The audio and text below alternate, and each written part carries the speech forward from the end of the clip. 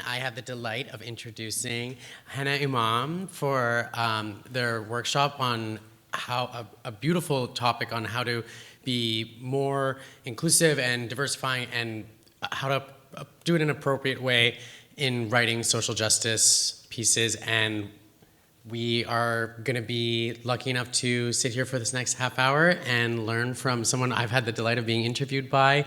They gave me a very insightful and in-depth interview that had a lot of meaning for me, and I've had a lot of not great interviews where people have asked a lot of poor, tasteful questions, so it's nice that they're doing a workshop on ethics in storytelling.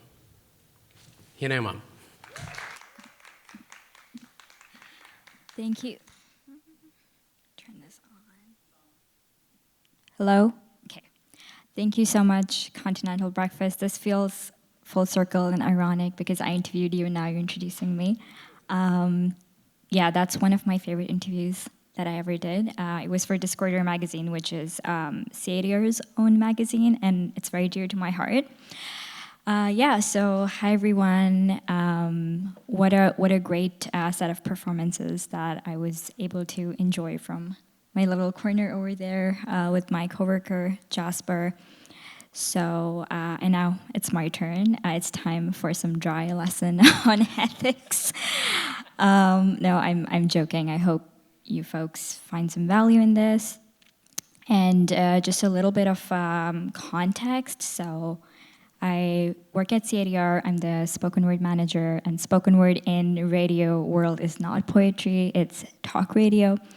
And I designed this training for volunteers and programmers to encourage them to think more about ethics. And now I'm doing a workshop here at VOAF. This is my first time at VOAF, and it's such a great scene, and I feel honored to be a part of this and to be talking at VOAF and being able to contribute in some way. So I hope you folks find some tools in this workshop to be able to think critically when consuming media, but also when producing media.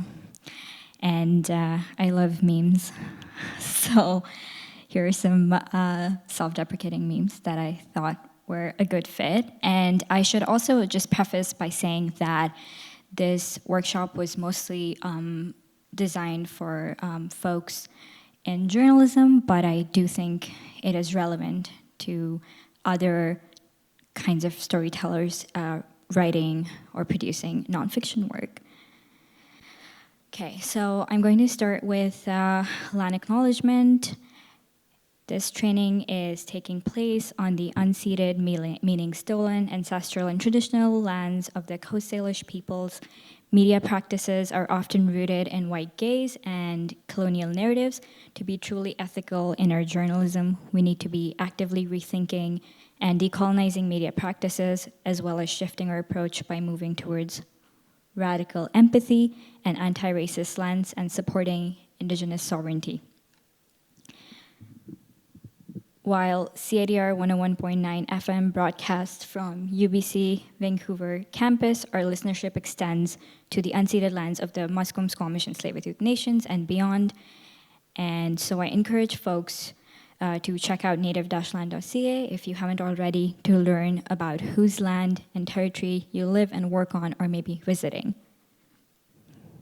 Okay, so with that, I tried to do a little summary of a synopsis of what this workshop is going to look like. So here's a table of contents.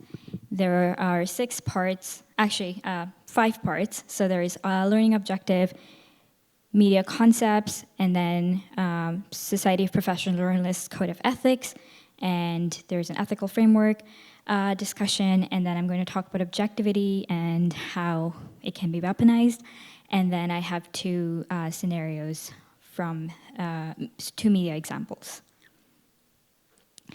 Okay, so starting off with learning objective, when I created this workshop last year, I definitely did go down a bit of a rabbit hole of like, why am I doing this and what's the purpose?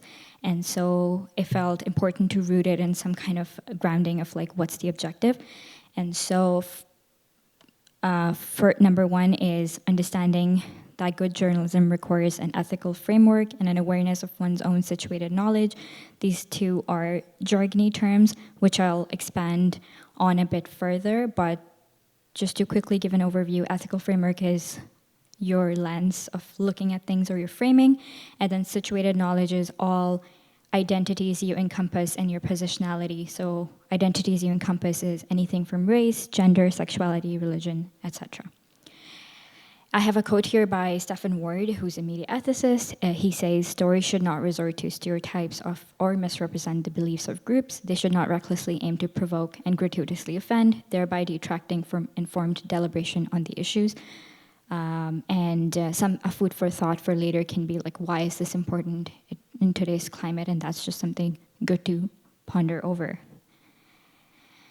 So it's definitely, it would feel incomplete to talk about ethics without talking about media concepts. And you folks might have heard about these concepts in passing and already know them, or maybe don't know them, or aren't sure like what exactly it means, because again, it can be viewed in so many different ways.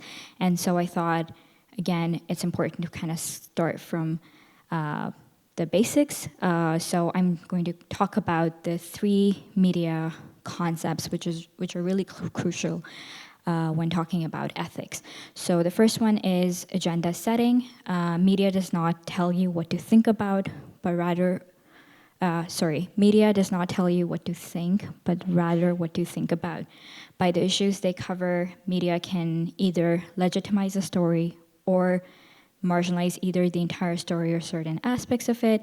And one example that I could think of was the housing crisis. The housing crisis in Vancouver, more often than not, is reported through the lens of the property owners neglecting the precarity of marginalized tenants and the precarity marginalized tenants face.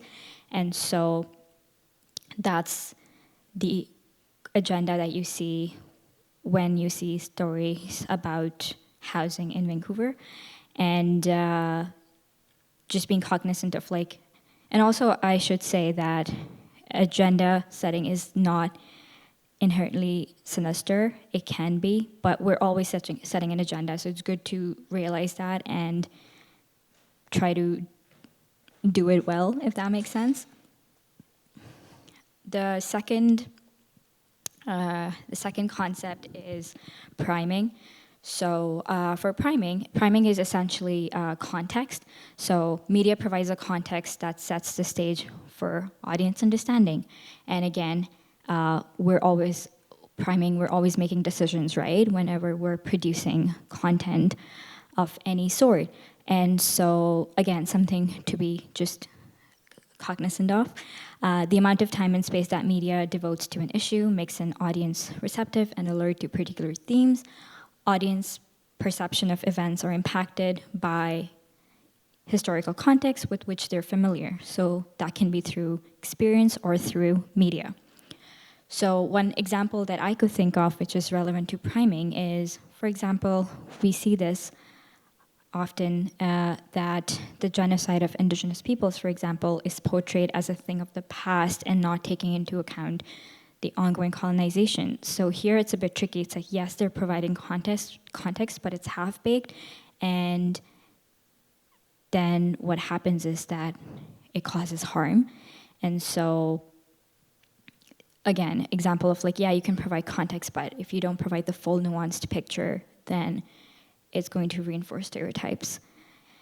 I have got an example here for priming. So in this bar graph, this is from U.S. Elections in 2016. So right before that, this data is based on news reports on CBS and NBC evening casts, and it was a percentage done on. There was like a calculation done, I suppose, like of how these 4 topics were being covered. So immigration, Muslim community, health policy, and economy. And you can see all 4 of them were really covered in a negative light. And I think it's very obvious how those led to the results that they led to. And media is very powerful. Yeah. And then the third one is framing, which is perhaps the most popular one, or the word that gets thrown around, but then I don't know if people always know what it means. So media provides a focus and environment for reporting a story, influencing how audiences will understand or evaluate it, and framing can be done through so many different ways. So the use of metaphor, spin, storytelling, jargon, word choice, photography, or other narrative elements. The one example I could think of for framing is there was a lot of debate in early 2020 when Wet'suwet'en Nation came out against coastal GasLink pipeline on whether the appropriate term is land defenders versus protesters. So this is a very specific thing that I'm getting at, but it's just interesting to compare and contrast of, like, say, the publication's political leaning. At least in my brain, I was like, oh, it's interesting. Like, I was just kind of reading different news outlets, and I could tell what their political leaning is. And so that's just a very niche example of framing, but sometimes it's like more obvious and on a bigger scale. This is a very unfortunate but great example of framing. So this is from The Conversation, which is an online news outlet, and in 2018, they did a study which showed race of mass shooters influences how the media covers their crimes, and this is no secret. So you can see it's so there's such a stark difference between how Black shooters and Latinx and white folks are portrayed for the same crimes, and this is ultimately framing. So in a nutshell, what is the point of these concepts? Media coverage has real-life implications, and the problematic portrayal leads to further harm. So going back to priming, right after Donald Trump was elected, there was a Muslim ban, which basically was really atrocious, and folks from a lot of Muslim countries were not able to come back into the States. And here I have data from Maclean's, which is a Canadian magazine. And there was an article in 2015 which was titled "Canada's Race Problem, ? It's even worse than America's." And here there's a side-by-side comparison, and the subtitle says, "By almost every measurable indicator, Canada's Indigenous population suffers a worse fate and more hardship than the Black population in the US." And some of these numbers were quite alarming. For example, if I were to pick one, the incarceration versus national rate, and then the dropout rate at the end versus the national average. And so I really wanted to ground this training into Canadian examples and also showing numbers from Canada and how there are so many issues in our own backyard, instead of being like, okay, here are all these examples from the States and we're okay, I guess. Now, this is going to be a little boring, but I think it's still relevant. So I've got SPJ, Code of Ethics, and for folks who don't know, SPJ is a society for professional journalists. It's based out of the States. We have our own SPJ. It's called CAJ, Canadian Association of Journalists, and the Code of Ethics are quite similar. Sorry about that. So for the first one is seek truth and report it, which basically what they're saying is be accurate and fair in gathering, reporting, and interpreting information.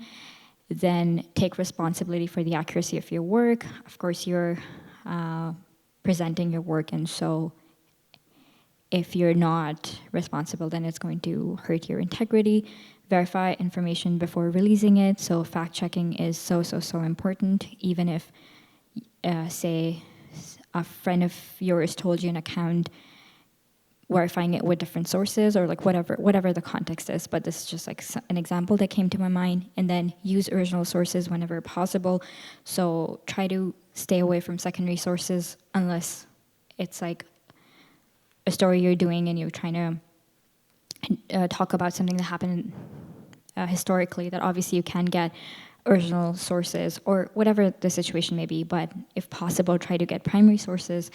And remember that neither speed nor format excuses inaccuracy. So that's something we see in journalism quite a bit, where they would do a story very hastily. And at the end, gather, update, and correct information throughout the life of a news story. And further, avoid stereotyping. So this should be an obvious one, but we see this a lot still. Journalists should examine the way their values and experiences may shape their reporting. So this links back to situated knowledge that I talked about. That's something we can't avoid, and it's okay. We all grew up with some biases, but if you're self-aware, we can work towards unlearning those things. And never plagiarize. So say if you got something from Maclean's, always attribute it because it's not your reporting. And then at the end, boldly tell the story of the diversity and magnitude of the human experience, and seek sources whose voices we seldom hear. So sometimes it's not what is written that's the problem. Sometimes it's like we haven't written about them, and that's the problem, right? For the second one, act independently. So yes, the primary goal and obligation of ethical journalism or ethical storytelling is to serve the public. So just trying to remember that you're not trying to do PR for any person or organization. Avoid conflicts of interest you're all perceived, so especially in nonfiction. And this is pertaining to interview. If you are able to avoid conflicts of interest, a conflict of interest is really just like, don't interview your sister, your partner, your parents. But if you are, be transparent about your relationship and about unavoidable conflicts. So if you just give a disclaimer of like, this is my relationship with this person, then it's fine. And be wary of sources offering information for favors or money. So red flag, never do that. Do not pay for access to news. And then distinguish sponsored content. So again, if you don't do that, if you're getting paid to write about a product, then again, it's going to hurt your integrity. And if you are writing paid content, then just mention it. So be transparent. And this is perhaps the most important one, in my opinion. So this code of ethics talks about minimizing harm. And minimizing harm is described, SPJ describes this concept as treating sources, subject of stories, and colleagues as human beings worthy of respect. So I'll just try to dissect it a bit more. Minimizing harm is not all or nothing, so it does not mean minimizing harm to anyone. Minimizing harm means reducing the impact of the reporting on innocent third parties, confidential sources, or vulnerable people, such as children. You don't have to worry about minimizing harm to people of prominence, people who need to be held accountable to the public, for example. So considering the power dynamic is always helpful. And showing compassion to those adversely affected by news coverage, especially children and inexperienced sources or subjects, is crucial. And eventually, it's always good to consider cultural differences in approach and treatment. So, for example, something that might be okay for you might not be okay for your source, and vice versa. So, trying to be mindful of that. And then, this is something that I can't emphasize enough, is looking out for vulnerable sources and caution them if needed.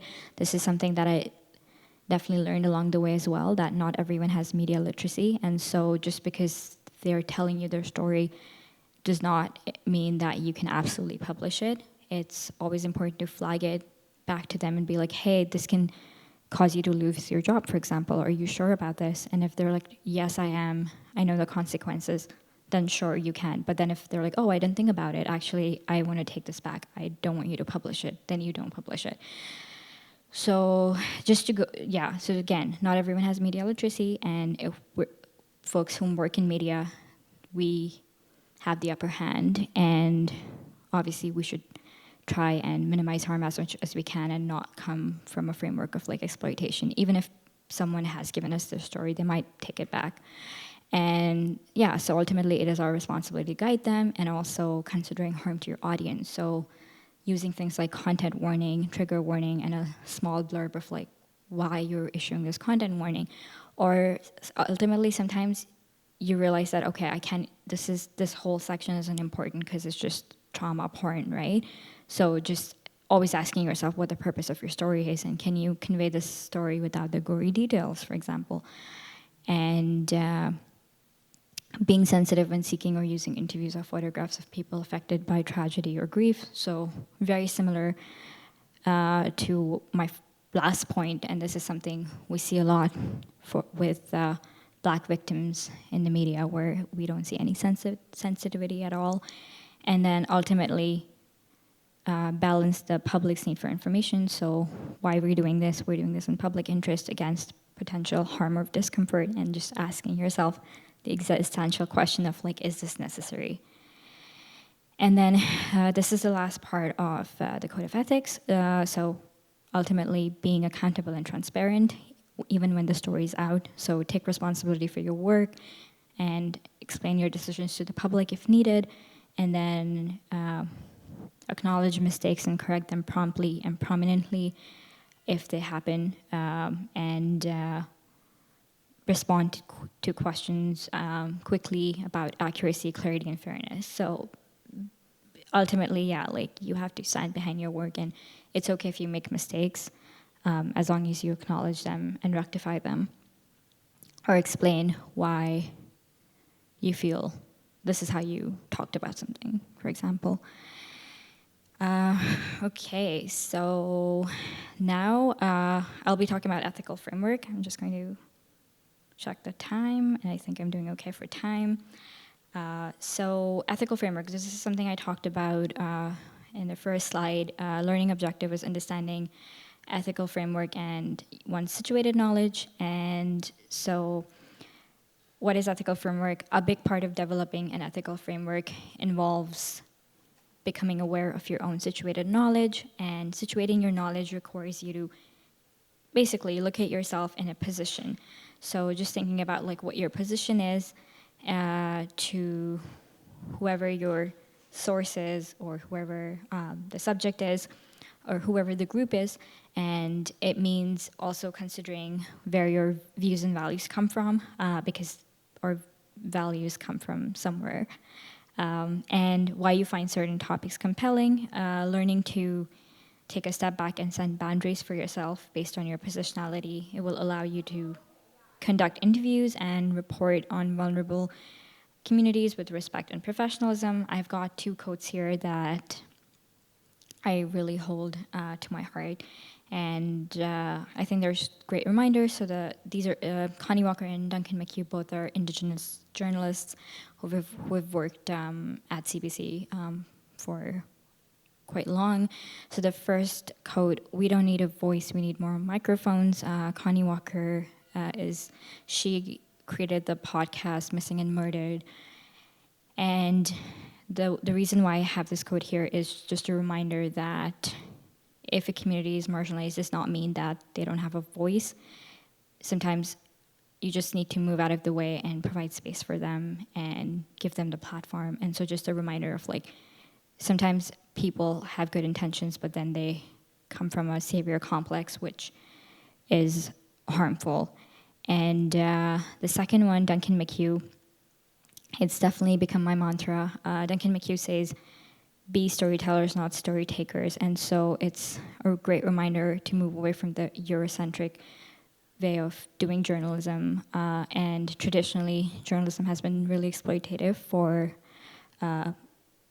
with marginalized communities, especially Indigenous communities. And a lot of folks don't trust journalists, and I don't blame them. And so Duncan McHugh reminds us to come from a place of gratitude and remember that we're just storytellers and it's not our story. So not to be extractive.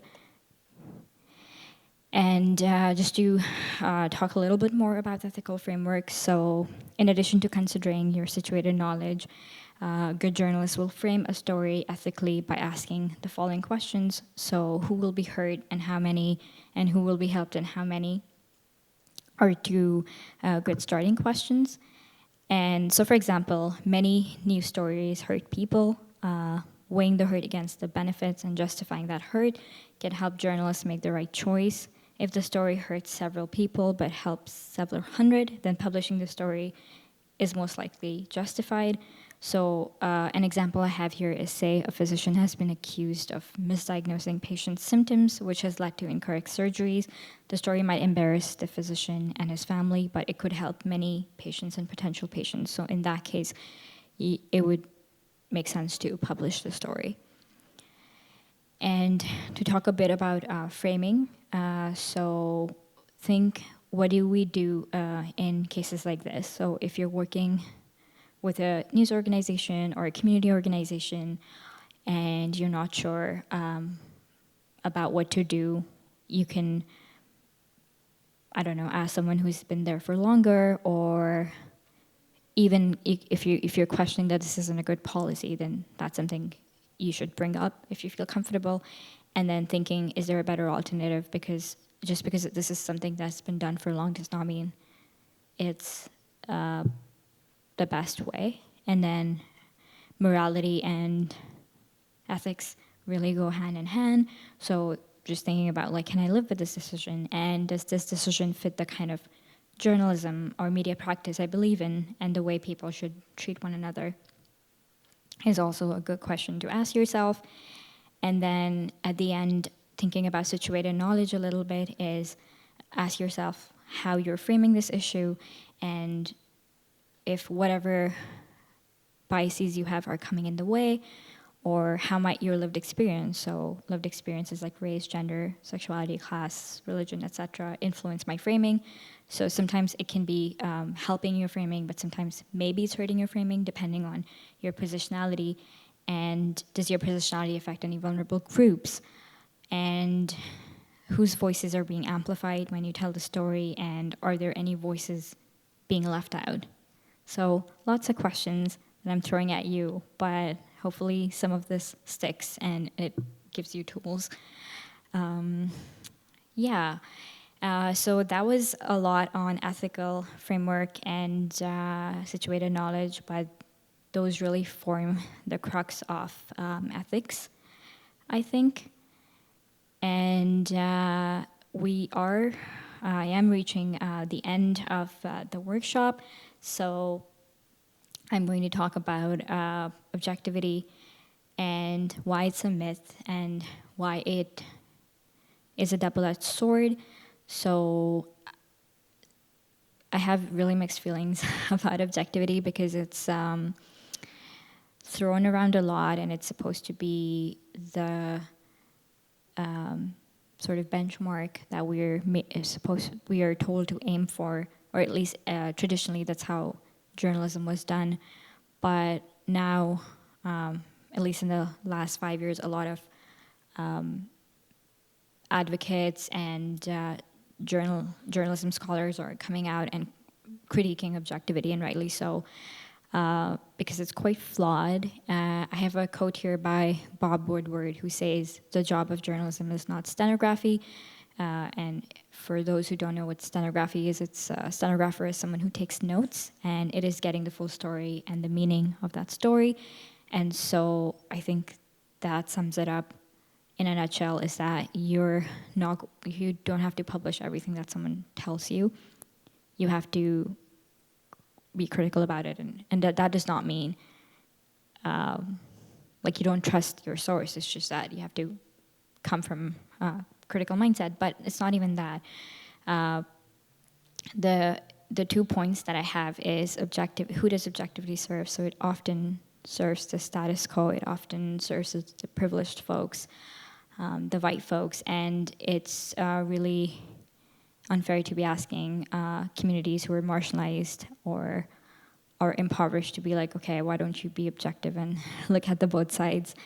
And then the second point I have is that who can afford to be objective? And so folks who are already suffering have a lot of stakes in a particular situation, and you can't, again, expect them, because then it's very tone deaf and privileged thing to be like, actually, let's try and, again, look at both sides. So these 2 points, I think, really shed a light on why aiming for objectivity is misguided. And I have this other slide where I talk about it a lot, is that objective facts without context can create inaccurate impressions. And so, yes, you may be giving objective facts, but if the priming is not done well, then it can create inaccurate impressions. And I'll share 2 examples after this that's going to show that why objectivity often causes harm. And ultimately, I believe we should be seeking to be fair rather than balanced, because there's often power dynamics involved, and objectivity in journalism, it can often be used to excuse lazy reporting. So, for example, a lot of times journalists, always journalists are on deadline, and if they have both sides of the story, that's often considered good enough. But then this approach lacks nuance and fails to push the story towards a deeper understanding of what is true and what is false. And then I've been talking about power dynamic quite a bit. So yeah, considering the power dynamic is important because 2 sides are really equal. So for example, if you're doing a story about housing crisis, so landlords versus tenant, like we know there's such a power imbalance, and so we should allocate space accordingly. Like I would want to really focus on the tenants and show compassion towards them, and maybe just a little section. I'm not saying like don't interview landlords, but like they shouldn't be the point of the story. And the same goes for police versus protesters. When we say both sides, we're like, oh, 50-50, but then that doesn't reflect reality. So I've got 2 examples that I just want to share quickly, and this demonstrates like all the points and all the theories and everything that I've been talking about in this workshop. And so this is a story that came out in 2014 in the National Post, and the title is, you can see it's quite derogatory.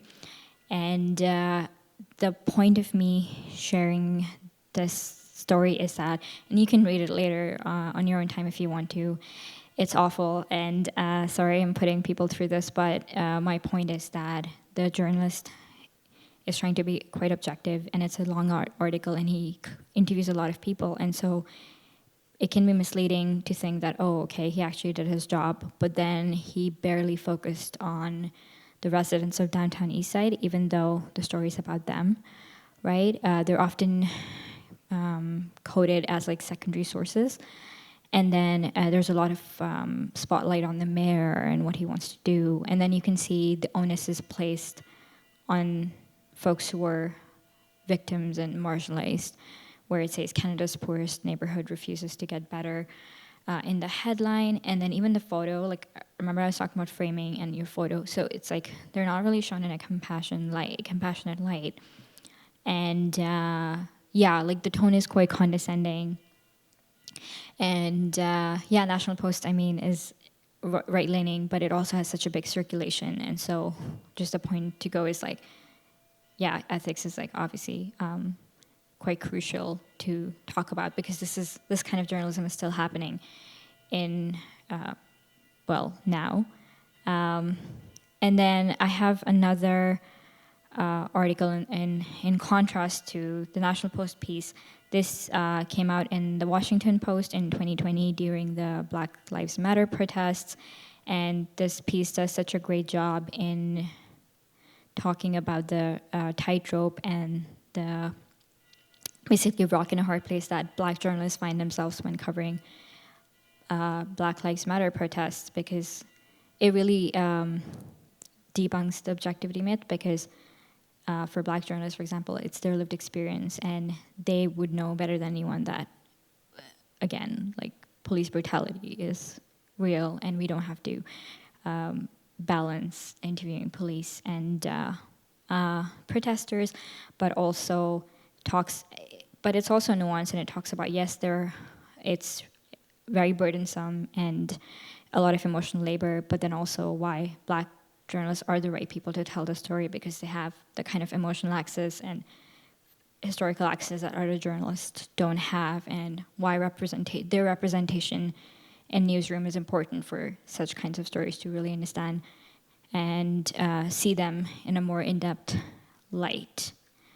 So that does bring me to the end of my workshop. Thank you to the 3 people who are here. It's okay.